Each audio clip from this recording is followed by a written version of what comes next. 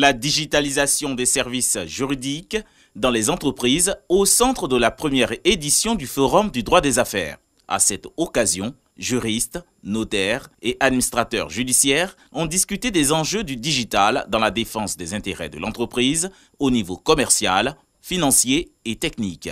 5 sous-thèmes ont été développés. Parmi ceux-ci, la protection des données à caractère personnel en entreprise. Au niveau du droit des affaires, on est en train de parler de digitalisation. Et la digitalisation, ça nécessite des interventions techniques.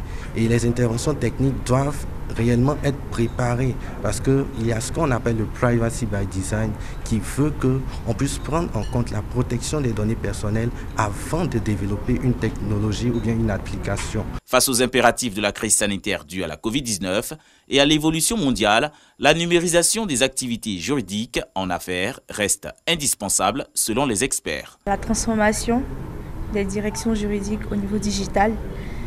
Et comme je le disais tantôt, avec la Covid-19, on a mieux développé cela. Nous faisons tout via les réseaux.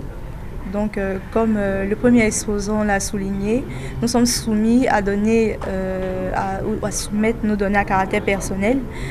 Et donc, nous encourons des risques. Ces échanges entre consultants juridiques contribuent à garantir la sécurité juridique des activités des entreprises.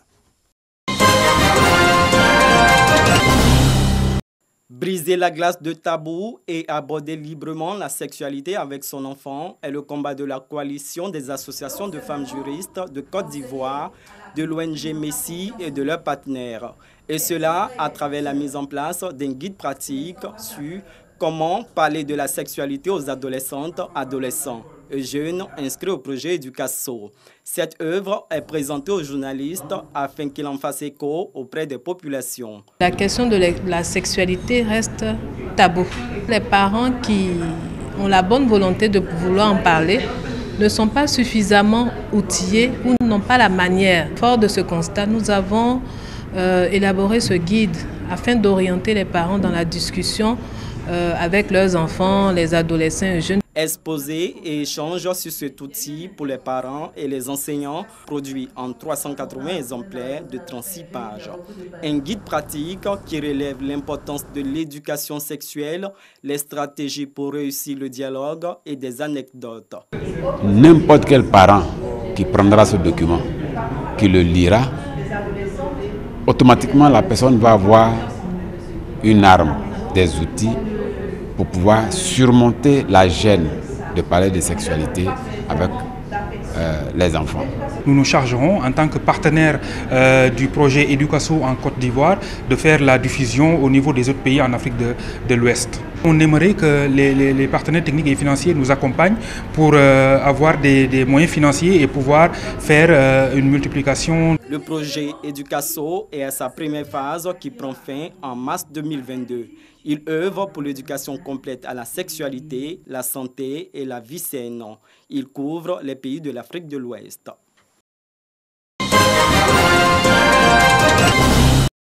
Des organisations de la société civile présentent 6 nouvelles orientations aux partenaires internationaux engagés contre la malnutrition. Objectif de cette initiative, renforcer les capacités des volontaires afin d'améliorer le suivi de programmes de nutrition et de mettre en œuvre une politique efficace de coordination entre les populations et le gouvernement. Je pense que ce qu'ils ont essayé de faire avec les outils qu'ils ont développés, c'est essayer de voir comment on peut organiser, standardiser les actions d'une région à une autre de manière à ce que tout le monde pousse dans la même direction et qu'au-delà de ça, on ait des données qui remontent, qui leur permettent au niveau national de nourrir un plaidoyer qui sera plus efficace. Ces documents pourront permettre à toutes les organisations de la société civile de lutter efficacement et de façon standardisée contre la malnutrition. Depuis le 3 février 2017, ces organisations de la société civile sont engagées pour la nutrition à travers le plan national multisectoriel de nutrition, PNMN,